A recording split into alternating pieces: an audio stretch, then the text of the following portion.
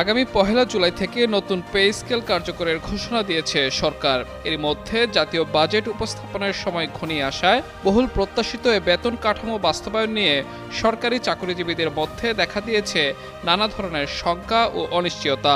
চাকরিজীবীদের অভিযোগ, pay scale সংক্রান্ত যেসব তথ্য এখন পর্যন্ত সামনে এসেছে তার বেশিরভাগই গণমাধ্যম নির্ভর। এ বিষয়ে সরকার, অর্থ মন্ত্রণালয় কিংবা সংশ্লিষ্ট নীতি নির্ধারকদের পক্ষ থেকে এখনও স্পষ্ট কোনো দিক নির্দেশনা দেওয়া হয়নি।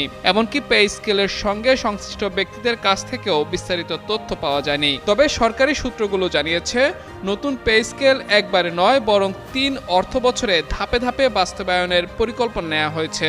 এই পরিকল্পনা অনুযায়ী আগামী জুলাই থেকে সরকারি চাকরিজীবীরা নতুন বেসিক বেতনের ৫০% সুবিধা পাবেন। পরবর্তী অর্থবছরে বাকি ৫০% বেসিক বেতন কার্যকর করা হবে। এছাড়া ২০২৮-২৯ অর্থবছরে নতুন পে স্কেলের আওতায় নির্ধারিত বিভিন্ন ভাতা, সুযোগ সুবিধা ও অন্যান্য আর্থিক সুবিধা পর্যায়ক্রমে চালু করা হবে বলে সংশ্লিষ্ট সূত্রে জানা গেছে। এদিকে আগামী ৭ জুন ত্রয়োদশ জাতীয় সংসদের ত্রয়োদশ অধিবেশনের বাজেট অধিবেশন শুরু হতে যাচ্ছে। এরপর ১১ জুন অর্থ ও পরিকল্পনা মন্ত্রী আমির খসরু মাহমুদ চৌধুরী ২০২৬-২৭ অর্থবছরের জাতীয় বাজেট উপস্থাপন করবেন। সংশ্লিষ্টদের মতে সেদিনই নতুন পে স্কেলের জন্য সম্ভাব্য বরাদ্দ ও বাস্তবায়ন পরিকল্পনা সম্পর্কে স্পষ্ট ধারণা পাওয়া যাবে।